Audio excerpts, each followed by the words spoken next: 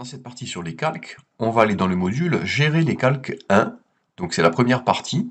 Et on va double-cliquer pour ici ouvrir, vous voyez le fichier Photoshop calque 1. Donc si on double-clique, on ouvre le fichier.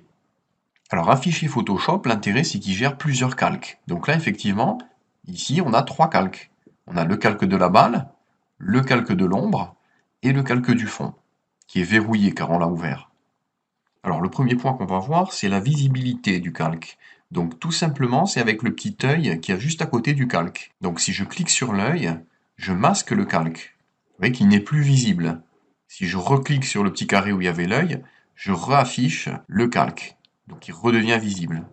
Donc c'est simplement la visibilité du calque. Alors ça, je m'en sers souvent pour vérifier si je suis bien sur le bon calque ou pour savoir à quel objet correspond le calque. Par exemple, si je suis pas sûr qu'ici il y ait l'ombre, je clique sur l'œil, je vois que l'ombre disparaît, donc je suis sûr qu'ici c'est le calque de l'ombre. Voilà, donc vous verrez par la suite, c'est très pratique de jouer sur cette visibilité du calque.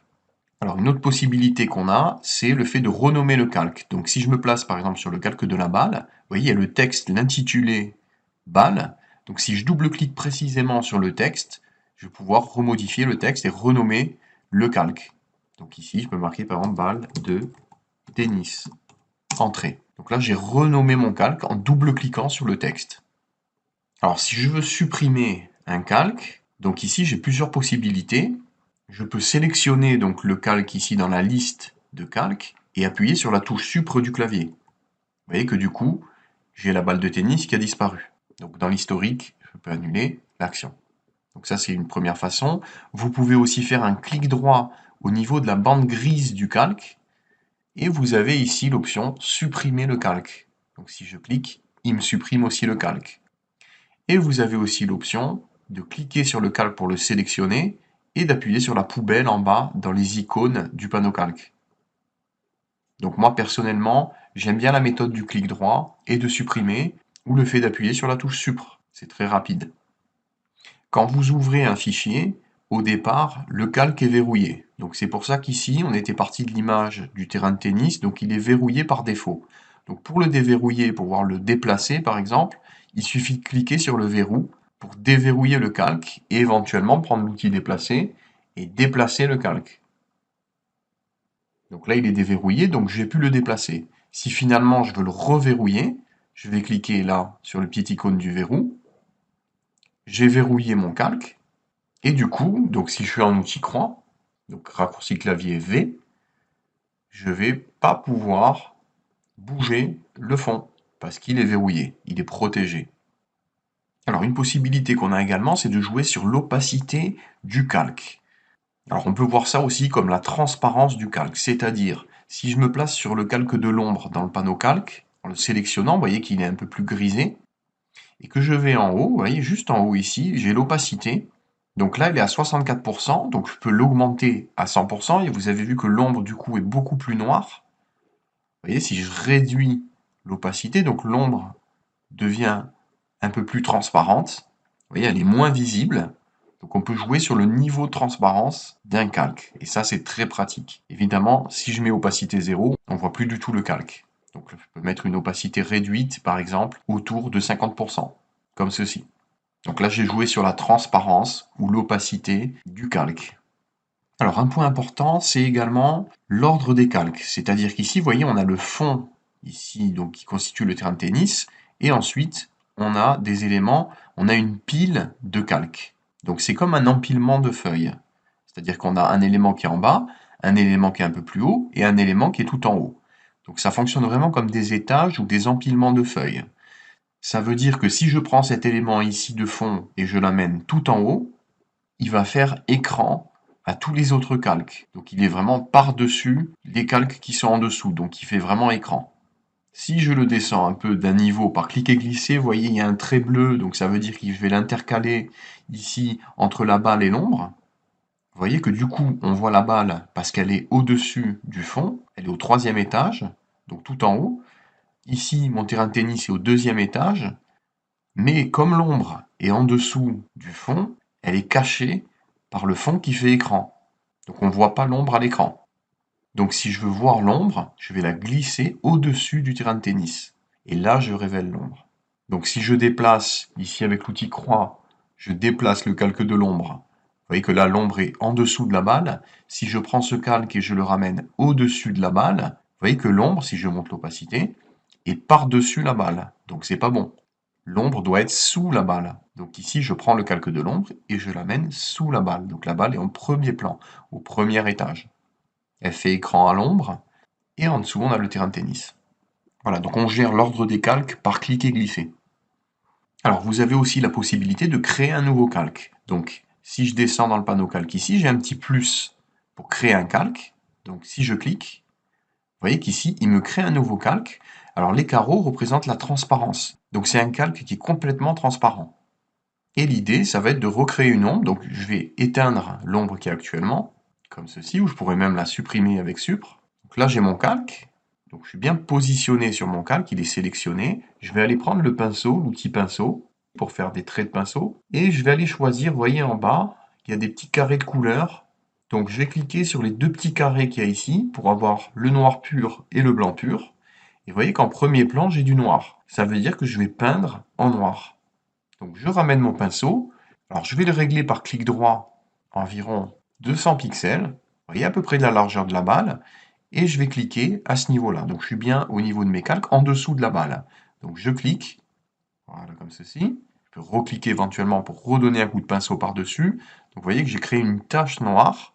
Et ensuite, on va faire CTRL-T ou commande T sur Mac pour transformer le calque et l'aplatir. Je vais utiliser la touche majuscule en le prenant par la poignée d'en haut. Et j'écrase la tache de peinture qu'on a faite. Ensuite, je valide avec Entrée. Je reprends l'outil Déplacer et je ramène en dessous. Ensuite, on peut baisser l'opacité pour faire un peu plus de transparence. Voilà comme ceci. Donc là, on vient de créer un calque vide qu'on a ensuite colorié avec l'outil pinceau. On a peint en noir et on a créé une tache noire qu'on a écrasée pour faire une ombre. Voilà pour cette première partie sur le module des calques. Alors, dans cette partie sur les calques, on va aller dans le module Gérer les calques 2, donc la deuxième partie de la gestion des calques. Donc ici, on a le fichier Photoshop, on double-clique pour ouvrir le fichier Photoshop. Donc ici, on a bien nos trois calques, la balle, l'ombre et le fond. Alors pour déplacer un calque, donc on a vu qu'on utilisait l'outil croix, comme sur la démonstration, pour déplacer le calque. Alors un point important au niveau de l'outil de déplacement, c'est ici cette coche sélection automatique. Donc vérifiez bien que sélection automatique soit cochée, ce qui implique que quand on clique directement, donc avec l'outil déplacer, sur la balle ou l'ombre, on va sélectionner automatiquement le calque de l'ombre ou le calque de la balle. Donc par exemple, si je clique directement sur la balle, ici avec l'outil déplacer, vous voyez que du coup, dans les calques, automatiquement, il est allé me chercher, me sélectionner le calque de la balle. Si je clique sur le calque de l'ombre, il va automatiquement me sélectionner le calque de l'ombre. Donc ça, c'est très pratique pour déplacer, puisqu'on peut cliquer directement sur l'élément et le déplacer. Et pareil pour l'ombre, je peux déplacer directement l'élément, il va me chercher automatiquement le calque. Donc ça, c'est un point très pratique à vérifier. Donc vérifiez bien que vous ayez coché sélection automatique en mode calque. Alors le raccourci clavier de l'outil déplacé, c'est la touche du clavier V. Donc ça peut être pratique parce que c'est un outil qu'on utilise souvent. Alors pour dupliquer un calque, vous avez plusieurs possibilités. La première possibilité, la plus simple, c'est de faire un copier-coller. Donc vérifiez bien que vous soyez sur le bon calque, qu'il soit sélectionné. Donc là, je vais me placer sur le calque de la balle. Et ici, au clavier, on va faire CTRL-C ou commande C sur Mac pour copier, puis CTRL-V ou commande V sur Mac pour coller. Vous voyez que du coup, il m'a créé automatiquement un nouveau calque de la balle. Ensuite, vous avez une autre possibilité, c'est d'aller directement dans le panneau calque, via le panneau calque, de faire un clic droit sur la bande grise du calque et de demander dupliquer le calque. Donc là, il me demande à la volée de le renommer. Donc je vais laisser balle copie. OK, je valide avec la touche entrée. Et vous voyez que du coup, il m'a bien créé un calque supplémentaire qui s'appelle balle copie. Quand on fait cette méthode, vous voyez que la balle est superposée par rapport à l'autre balle. Donc on a l'impression qu'il n'a pas dupliqué, mais si je vais avec l'outil déplacer, je vais pouvoir déplacer la balle qui était superposée. Autre façon de faire, je sélectionne le calque de l'ombre en cliquant directement sur le visuel de l'ombre. Vous voyez qu'il m'a sélectionné le calque de l'ombre. et j'utilise le raccourci clavier CTRL-J ou commande-J sur Mac. Vous voyez que du coup, il m'a créé une copie de l'ombre. Donc je peux aller la déplacer avec l'outil déplacer et la recaler sous l'autre balle. Donc vous voyez qu'ici, on a 4 calques qui constituent les balles et les ombres et le calque de fond. Donc 5 calques au total. Pour ceux qui sont vraiment à l'aise, autre façon de dupliquer, vous pouvez maintenir la touche Alt enfoncée ou Option sur Mac et glisser donc avec l'outil déplacer. Et on va glisser. Voilà, comme ceci. Donc là, on a réalisé une duplication et un déplacement en même temps. Pour résumer au niveau des duplications, le plus simple, c'est de faire un copier-coller. Ou alors, je vous conseille de faire clic droit sur le calque et dupliquer le calque. Alors, si on voulait bouger le calque de la balle et le calque de l'ombre en même temps, on va sélectionner les deux calques. Donc, on va aller dans les calques. Avec l'œil, je vérifie. Donc là, c'est bien cette balle-là. Et l'ombre, je vais vérifier, c'est bien cette ombre-là. Donc, je vais la glisser et la ramener ici. Donc, nous, le but, ça va être de sélectionner ce calque-là et ce calque-là. Donc, je vais rajouter la touche CTRL ou commande sur Mac enfoncée et je clique sur le calque à rajouter. Vous voyez qu'automatiquement, j'ai une double sélection. Ils sont tous les deux grisés. Ça veut dire que si je vais déplacer ici les éléments, je clique sur la balle, il va bouger les deux calques. Vous voyez, comme ceci. Donc je peux les déplacer, je peux leur appliquer une transformation, CTRL-T ou commande T sur Mac pour réduire les deux en même temps. Je valide avec Entrée par exemple.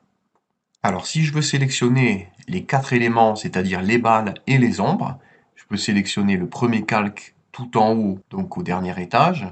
Je garde enfoncé la touche majuscule et je vais aller chercher tout en bas, vous voyez à ce niveau-là, l'ombre, et vous voyez qu'automatiquement, il a sélectionné les calques intermédiaires.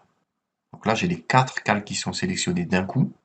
Donc si je clique sur un, ils vont tous bouger. Je peux les déplacer ou les transformer, par exemple les réduire en même temps. Je valide avec Entrée. Donc ça, c'est la sélection multiple. Ensuite, on peut fusionner des calques. Donc là, il faut être sûr de son coup. C'est une manipulation qui est irréversible. On va sélectionner la première balle. Avec CTRL ou commande sur Mac, je clique sur l'autre calque de l'ombre. Il me sélectionne les deux calques. On fait un clic droit sur les calques et on demande fusionner les calques. Vous voyez qu'automatiquement, avec l'œil, je vérifie, il m'a fusionné les deux calques. Donc il m'a aplati en quelque sorte les deux calques, il n'y en a plus qu'un. Donc ça peut être compliqué après pour les redétacher. Donc soyez très prudent avec les fusions de calques, il faut être sûr de son coup. Donc évidemment, l'intérêt, c'est que c'est plus facile à déplacer. Je clique directement et il bouge les deux calques. Alors une façon plus prudente de faire, si on veut vraiment les rattacher, les éléments, les regrouper en quelque sorte, c'est de lier les calques. Donc on va sélectionner le premier calque de la balle. J'utilise la touche CTRL ou commande sur Mac pour rajouter le calque de l'ombre à ma sélection.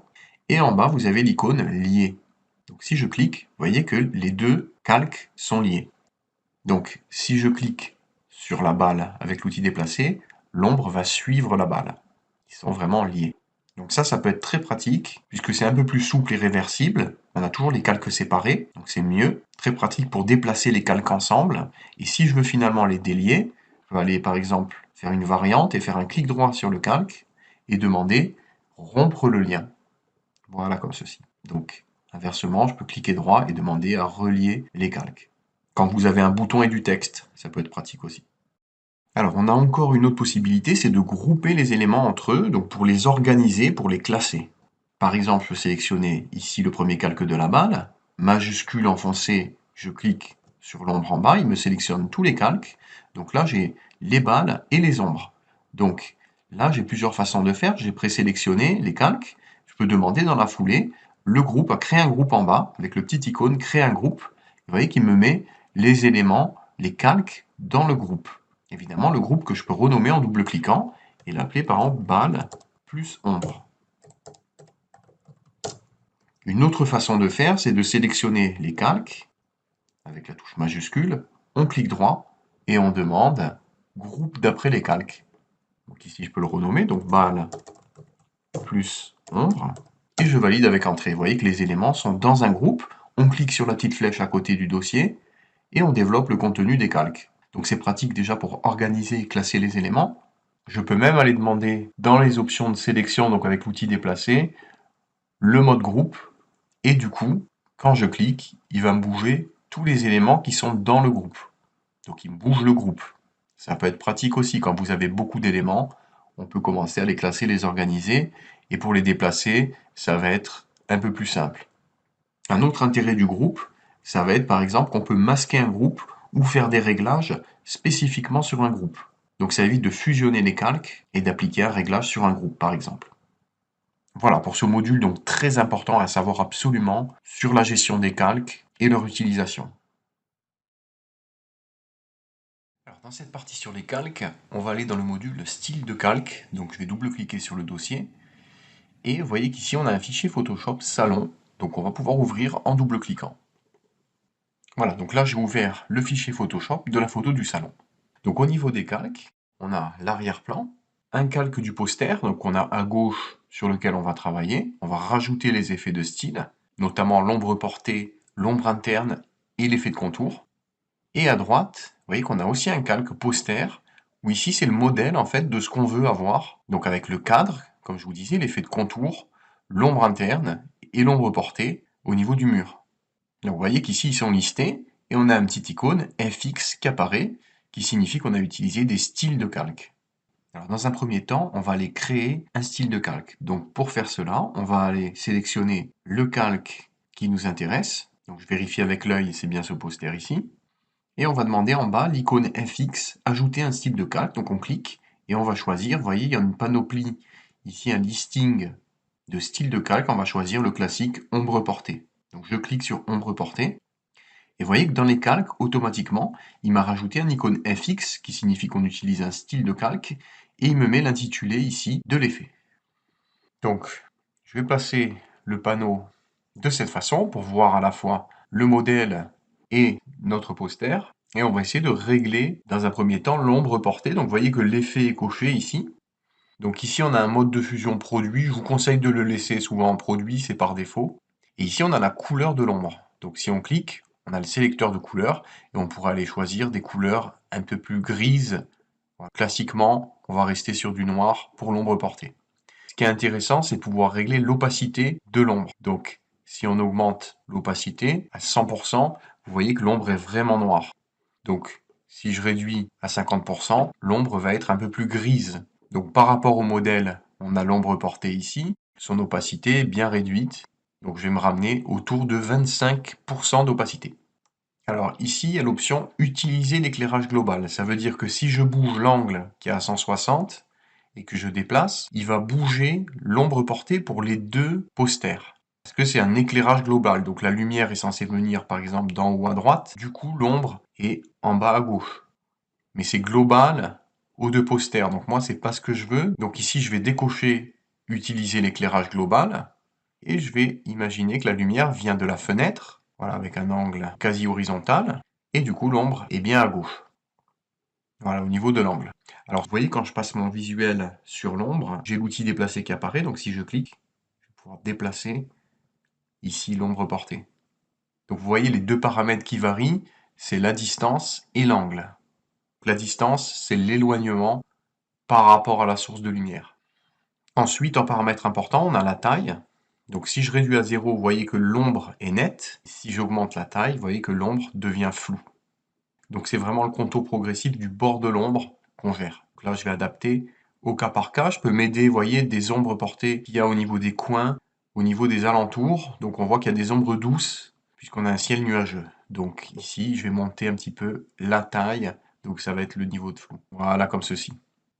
Donc je vais valider mon effet d'ombre portée avec la touche Entrée du clavier. Vous voyez que du coup, dans les calques, on a le symbole FX qui apparaît et l'intitulé. Alors si je veux modifier mon effet, revenir dessus, c'est réversible, donc j'ai qu'à double-cliquer sur l'effet ombre portée. Donc je double-clique directement sur l'intitulé de l'effet, donc il me positionne sur la rubrique ombre portée, vous voyez que c'est coché, et du coup je retrouve les options que je pourrais éventuellement modifier. L'opacité par exemple de l'ombre. Voilà le fonctionnement, donc il faut savoir rééditer un style. Donc on double-clique sur l'intitulé. Ensuite, on va vouloir rajouter un effet de contour. Donc on va aller chercher l'icône FX et on va demander la rubrique contour. Donc vous voyez qu'automatiquement, contour est coché et on est bien dans la rubrique contour puisque c'est grisé. On peut gérer la taille du contour. Si j'augmente, je vais avoir un cadre beaucoup plus grand, ce qui peut être intéressant. Voilà, comme ceci. Position, donc on a différents types de positions, extérieure, intérieure, etc. Je vous conseille de garder intérieur. L'opacité, donc c'est la transparence du contour. Voilà, donc là, il n'y a pas d'intérêt. Et la couleur, donc ici, je vais cliquer, c'est la couleur du contour. Donc on peut avoir par exemple un contour blanc, si on veut un cadre blanc, ou un peu gris. Donc à vous de choisir la couleur qui vous convient. Vous avez le mode couleur ici, mais vous avez aussi le mode dégradé. Donc ici, on a un dégradé de couleur. Si on clique directement sur le visuel, on peut déplacer le dégradé. On peut changer l'angle du dégradé. L'échelle du dégradé, c'est l'étalement du dégradé, si on veut qu'il soit plus ou moins étalé. Et si on clique sur le dégradé, on va pouvoir choisir des dégradés dans la liste. Vous voyez que là j'ai une liste de bleus, donc je peux prendre un dégradé bleu. Et si je veux changer les couleurs, je peux double-cliquer sur les petits carrés de couleurs. Donc, par exemple, si je veux du blanc et du bleu, voilà, là j'ai modifié ma couleur blanche en double-cliquant sur le petit carré. Je valide avec OK, par exemple, si je veux un dégradé. Donc ça va faire des effets de reflet. Ici, on va rester simple et on va demander un remplissage en mode couleur avec un contour noir. Je valide avec OK. Ensuite, on va rajouter une ombre interne. Donc on va dans le panneau calque, on clique sur le bouton FX et on va demander ombre interne. Vous voyez que les effets au fur et à mesure sont cochés. Ici, on a la fenêtre de style de calque qui s'ouvre. Et ombre interne est automatiquement cochée. Du coup, on a les options de l'ombre interne. Donc c'est comme l'ombre portée, on va retrouver la couleur de l'ombre, que je vous conseille de laisser en noir, l'opacité de l'ombre, donc c'est la transparence de l'ombre. Alors ici on la voit pas beaucoup, donc je vais cliquer directement, comme je vous disais, sur le visuel pour déplacer l'ombre portée. Alors ici je vois que, vous voyez, ça bouge aussi l'autre ombre de l'autre côté. Pourquoi? Parce qu'on avait vu qu'on a utilisé l'éclairage global. Donc je vais décocher, utiliser l'éclairage global. Et je vais recliquer sur l'ombre pour bouger uniquement l'ombre du poster ici. On va placer une ombre interne. Voilà, comme ceci par exemple. Donc vous voyez, il y a les bords intérieurs qui sont noircis. Si je décoche, on va voir avant et après. Je vais baisser un peu l'opacité de l'ombre interne. Voilà, comme ceci. Alors la distance, donc comme je vous disais, c'est l'éloignement par rapport à la source. L'angle, c'est l'angle sous lequel on éclaire. Et la taille, si je réduis à 0, vous voyez que les bords de l'ombre interne sont nets. Si j'augmente la taille, ils vont être flous. Donc, ils sont plus discrets, donc je peux remonter du coup l'opacité. Voilà, comme ceci. Voilà, donc pour l'ombre interne, c'est très similaire à l'ombre portée au niveau des options. Alors si par exemple je veux supprimer tous mes effets sur un calque, il suffit d'aller sur le calque concerné, donc par exemple je vais aller sur ce poster ici, et je vais cliquer droit au niveau du calque et demander effacer le style de calque. Il n'y a plus l'icône FX, donc je suis revenu au calque de base, sans les effets. Si je veux supprimer juste un effet, je double-clique sur l'effet, par exemple le contour, et je le décoche dans la fenêtre des styles de calque. Alors un style de calque, ça peut aussi se copier-coller vers un autre calque. Donc par exemple, ici j'ai déjà un style qui est appliqué, donc je peux faire clic droit sur le calque, demander à copier le style de calque. Donc là il m'a copié le style de calque, puis je sélectionne l'autre calque, je clique droit, et je demande coller le style de calque. Vous voyez qu'automatiquement, l'icône FX apparaît avec le même listing d'effets de calque. Alors un dernier point qui peut être très utile, c'est de détacher les effets. Car vous voyez là, on a tous les effets qui s'accumulent sur le même calque. Donc parfois, ce qui est bien, c'est de détacher les effets, de séparer les effets sur des calques séparés. Donc ça offre beaucoup plus de possibilités de flexibilité. Donc pour faire ça, vous pouvez faire un clic droit sur l'icône FX. Clic droit sur l'icône FX et vous avez créé des calques. Donc si on clique, on valide avec OK. Vous voyez qu'automatiquement, il nous a créé des calques séparés. Donc ici, un calque qui concerne l'ombre interne. Avec l'œil, je vérifie. À gauche, j'ai bien l'ombre interne qui disparaît. Et un calque séparé aussi qui concerne le contour du poster. Avec l'œil, on peut vérifier. Donc par la suite, je pourrais éventuellement gommer certaines parties avec l'outil gomme, par exemple, ou transformer, donner un effet de perspective à certains éléments. J'ai beaucoup plus de possibilités. Voilà pour ce module sur la gestion des styles de calque. Donc qui peuvent venir enrichir un petit peu l'aspect de vos calques, notamment avec les ombres portées, les contours et les ombres internes par exemple. Alors dans ce module, donc ici dans la partie calque et mode de fusion, on va ouvrir la photo du Kilimandjaro. Donc vous voyez qu'ici on a la photo du Kilimandjaro et on a divers éléments, donc diverses photos, hein, des images, alors soit en transparence, soit en JPEG, qu'on va rajouter petit à petit dans la composition. Donc c'est une partie quand même importante et les modes de fusion, c'est vraiment un concept très très efficace dans Photoshop. Donc, il faut vraiment savoir l'utiliser. Donc, on va prendre la photo, on va glisser la photo, ici le JPEG, du Kilimandjaro pour l'ouvrir vers Photoshop, voilà. Donc là, ici, on a la photo du Kilimandjaro. Alors ici, on va importer donc la photo de la Lune. Donc vous voyez, c'est un JPEG, c'est format JPEG, donc c'est une image. Elle ne gère pas la transparence, donc on a un fond noir. Donc ici, quand on va l'importer, le fond noir va recouvrir l'intégralité de la photo. Voilà, donc là, ici, on a notre image. Alors je vais valider l'importation avec Entrée. Voilà, donc là, j'ai validé l'importation. Et donc ici, vous voyez que le noir, il recouvre vraiment toute l'image. Donc là, ce qu'on va faire, on va changer le mode de fusion. Donc le mode de fusion, c'est cette partie ici. Donc je vous montre, voilà, c'est cette partie-là. Donc c'est relatif au calque. Donc ici, cette zone-là, c'est ici qu'on va pouvoir changer le mode de fusion. Donc par défaut, c'est en normal. Et si on clique, vous voyez, il y a différents modes de fusion. Alors il y a par exemple le mode ici, obscurcir. Vous voyez, qui fait de la transparence au niveau des zones claires. Vous avez le mode produit. Voilà, on a différents types de rendus. Voilà, éclaircir, donc là, ça va correspondre plus à ce qu'on veut. Ces modes de fusion-là, donc éclaircir, superposition, et densité couleur, il prend en compte aussi la couleur, donc c'est un jeu de transparence par rapport à l'image qui est en dessous.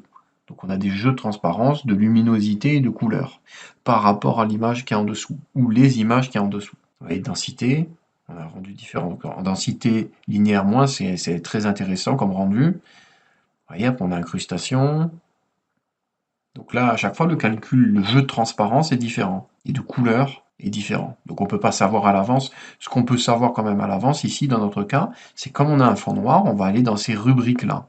Vous voyez, elles sont séparées par des traits. Là, on a 5 propositions, un groupe, et à chaque fois, le noir est transparent. Donc on va choisir ce qui nous va le mieux comme rendu.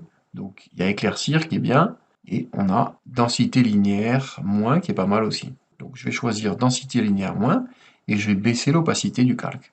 Voilà, donc là j'ai le rendu que je souhaite. Je vais le placer par exemple. Voilà, donc là j'ai le rendu que je souhaitais. Bon, évidemment, il y a le reflet qu'il doit y avoir en bas. Normalement, on doit avoir un reflet de la Lune en bas. Mais là, c'est vraiment pour importer l'élément. Donc on n'a pas eu à détourer l'élément, c'est là l'intérêt. On va importer un autre élément. Donc ici, je vais importer le soleil. Donc je vais glisser l'image ici du soleil. Donc pareil, on va réduire l'image, on l'importe avec entrée. Et on va changer le mode de fusion. Donc toujours dans la même zone ici, je vais aller en superposition cette fois, en mode de fusion superposition, et je vais ramener le visuel là où je souhaite, pour faire un effet de lumière. Et au niveau du cerisier, ça peut être intéressant de rajouter une lumière au niveau du cerisier par exemple. Donc là vous essayez différents positionnements, là après c'est de la composition, hein. Donc voilà le rendu ici qu'on souhaite. Donc là je me suis ramené encore à un mode dans le même groupe ici que pour la Lune. On est dans le mode qui rend le noir transparent. Alors ici on va rajouter des pétales, puisqu'on a un cerisier, donc on va dire que ce sont des pétales de cerisier. Donc ici on va glisser la photo des pétales. Et vous voyez que là ici on a un fond blanc. Donc on va valider l'importation de l'image et on va changer le mode de fusion donc, de ce calque-là. Vérifiez bien que vous soyez sur le bon calque. Et ici, on va demander les modes juste au-dessus. Vous voyez, il y a un groupe de modes ici. Il y a un groupe de modes de fusion qui rend le blanc transparent cette fois. Donc là, dans ce groupe-là, on rend le blanc transparent. Donc on va chercher le meilleur rendu. Moi, j'aime bien le rendu densité et produit. Alors je vais garder le mode de rendu produit, comme ceci. Donc vous voyez que le blanc est devenu automatiquement transparent, on n'a pas eu besoin de détourer. Donc ça c'est vraiment très pratique. Et donc ici on a un effet de pétale au niveau du premier plan. Donc ça c'est déjà une possibilité. Donc là on a vu un deuxième mode de fusion, donc produit. Voilà, donc après toujours sur le même principe, je peux ajouter par exemple un effet de brouillard, j'importe l'image, et vous voyez qu'après c'est infini quoi, hein. On importe, ici, donc je vais changer le mode de fusion, donc là c'est dans cette rubrique ici, donc je vais choisir un mode de fusion qui me convient, à moi de prendre le meilleur mode de fusion, donc celui-là me paraît pas mal, superposition, et je vais baisser l'opacité. Donc ce qui est intéressant c'est aussi de combiner avec l'opacité, on baisse un peu l'opacité, et comme ça on a le résultat qu'on souhaite. Bon, là, évidemment, c'est un peu too much, hein, j'ai rajouté beaucoup d'éléments, mais c'est pour vous montrer les possibilités qu'on a. Et donc, vraiment, avec ces modes de fusion, ça peut être très pratique de rajouter des effets comme ceci, avec ce qu'on appelle en anglais des overlays, donc des calques qu'on place au-dessus en changeant de mode de fusion. Alors, il y a d'autres modes de fusion qui nous intéresseront. Donc on verra un peu plus tard, notamment le mode couleur, qui peut être très pratique pour changer la couleur d'un élément. Voilà pour ce module. Alors dans ce module, donc on va voir le fonctionnement ici des mock-ups. Donc fonctionnement des mock-ups donc qui est très pratique pour insérer des visuels et donc donner l'illusion que le visuel est incrusté vraiment sur l'image. Donc vous pouvez trouver des mock-ups déjà sur internet. Donc je vous montre par exemple si on tape mock-up PSD, donc je rajoute ici l'extension du format Photoshop. Voilà comme ceci. Donc ici vous avez FreePic, donc là c'est une annonce. FreePic, Mockup, donc on va aller par exemple sur FreePic, donc catégorie PSD, donc vous voyez le principe du mockup, c'est un fichier Photoshop. Donc ici par exemple il y a une affiche de métro, donc il suffit de prendre votre visuel et de le remplacer par ici, vous voyez le texte, par exemple ici vous avez Mockup Design, donc ça va remplacer automatiquement votre image, ici, par le visuel qu'il y avait. Donc on a une illusion vraiment comme si votre affiche était plaquée sur l'élément ici, la borne, là d'affichage. Pareil ici, si vous avez des stickers, vous avez illustré un sticker, il va s'afficher. Pareil ici, le visuel sur une casquette. Ici, par exemple, des éléments aussi visuels, une lettre, voilà, des cartes de visite, vos cartes de visite. Ici, un logo, voilà, si vous voulez donner l'illusion qu'il y a un logo. Oui, il y a beaucoup de possibilités ici. Les tasses, ici, les tasses de café. Là, ici, le mur ici. Là, voilà. Tous ces éléments-là, vous pouvez les permuter très rapidement et donner l'illusion que vous avez, voilà, plaqué, pris la photo avec l'original, votre visuel. Là, j'ai bien coché PSD pour avoir uniquement les PSD. On peut même demander les éléments PSD qui sont gratuits. Donc vous voyez qu'il y en a quand même beaucoup, voilà, hein, 117 000, et on a vraiment de quoi faire sur Internet. Donc je vais vous montrer maintenant le principe. Donc on va aller dans le dossier calque, on est dans la partie calque, et on va aller dans le module mockup, voilà comme ceci. Donc là vous avez un fichier justement mockup que j'ai téléchargé, donc je vais double-cliquer pour l'ouvrir, c'est un fichier PSD, donc il est très simple. Vous voyez, l'idée c'est qu'on va remplacer le visuel, donc à droite on a les calques, là j'ai un calque d'effet, donc il a rajouté un petit effet, une ombre interne ici au cadre, et avec l'œil ici, on a vraiment là ce qui concerne le mock-up, et en dessous c'est le background, le fond. Donc on va développer le dossier ici mock-up, et vous voyez dans le dossier mock-up, souvent ils mettent, alors ça peut être très souvent en anglais, hein, ça risque d'être en anglais, et ici vous avez, le plus important c'est ici le mock-up qu'on peut éditer, qu'on peut remplacer, donc il y a le petit symbole, donc ce symbole ici d'objet dynamique, donc je vais zoomer. Vous voyez, ici vous avez un symbole d'objet dynamique. Donc c'est ici que ça se passe au niveau du remplacement du mock-up. Donc on va double-cliquer ici sur la vignette, précisément sur cette zone. Vous voyez, cette zone-là. Donc on va double-cliquer sur cette zone, donc sur l'objet dynamique, et on va rentrer dans l'objet dynamique. Donc c'est un genre de conteneur, l'objet dynamique, donc on double-clique. Donc là il nous dit, après avoir modifié, n'oubliez pas d'enregistrer. Les modifications prendront effet dès que vous reviendrez dans le fichier initial, mockup PSD. Donc on valide et voyez qu'il me crée un nouvel onglet, un fichier intermédiaire, donc c'est le contenu du conteneur, donc l'objet dynamique, un point PSB, et là il suffit de modifier donc dans le point PSB le visuel, donc là on va importer ici le poster du Kilimandjaro, donc on le prend, on le glisse, on l'amène, on va un peu l'agrandir comme ceci en prenant par les coins, pour qu'il soit vraiment calé sur le visuel, on valide avec entrée. Donc là, comme il nous disait, il faut enregistrer pour que les modifications soient prises dans le fichier principal. Donc là, on a bien remplacé le design ici. Donc on sauvegarde CTRL-S ou commande S sur Mac. On peut refermer. On retourne sur notre mockup. Et voilà, la magie opérée. Ça a remplacé automatiquement l'image qu'il y avait précédemment, l'ancienne image, par la nouvelle. Donc là, on a notre visuel qui est prêt et qui est remplacé avec l'effet de perspective. Vous voyez, donc l'intérêt de cet objet dynamique, si on fait CTRL-T ou commande T sur Mac pour afficher le cadre de transformation, vous voyez qu'ici, il y a des transformations, vous voyez, qui ont été mémorisées. C'est l'intérêt de l'objet dynamique. Donc ça, on l'avait vu dans un précédent module.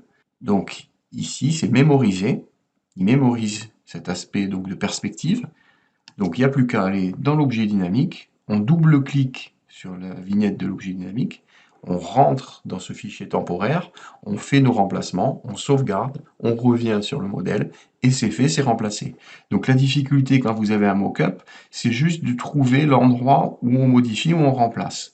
Donc souvent c'est en anglais, donc il y a marqué Edit, Design Here, ou alors Double-click to Edit. Voilà, hein, c'est ce genre de texte qu'il va y avoir. Et surtout, localisez bien l'objet dynamique. Il faut accéder à l'objet dynamique. Donc voilà le principe ici d'un mock-up. Voilà, c'est fait.